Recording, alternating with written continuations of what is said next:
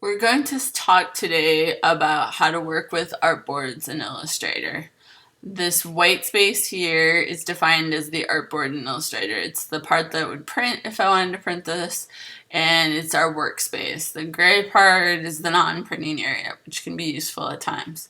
But how do we work with artboards? So I've already set up a letter size artboard, but let's say I wanted to add a second artboard that I forgot to set up when I made my file. I can come over here to the Artboard Tool. This little, looks kind of like a page with a crop mark at the corner, and that will activate that particular function. And our control panel at the top, which is variable based on tool, will allow me to have different options based on wanting to work with the artboard. So the one I want is this little sort of page looking option that when I roll over it will say new artboard. This will give me the option to add a new artboard for my file. Simple as that. Click, come over here, click again, and we have a new artboard. I'll repeat the process. Click, click again, new artboard. Now let's say this one I want to be a different size for whatever reason. I can come up here and under width and height I can change the size. So let's say I've decided I want it 5 by 5.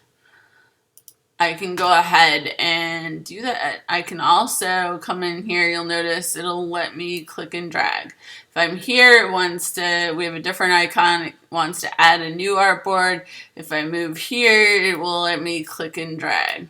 Something to keep in mind too, if two artboards overlap, you can come into issues, but sometimes you want to do it intentionally, like perhaps maybe these were different pieces of collateral and I want them all to go together.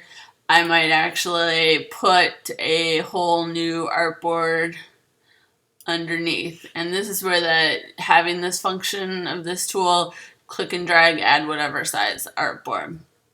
And now I could tell it just to print 4 all together in one thing to show my client. We can also get rid of artboards here by clicking the X.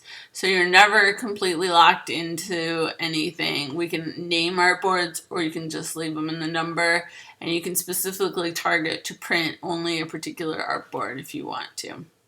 So that's kind of the basics on how to work with and how to use artboards for Illustrator.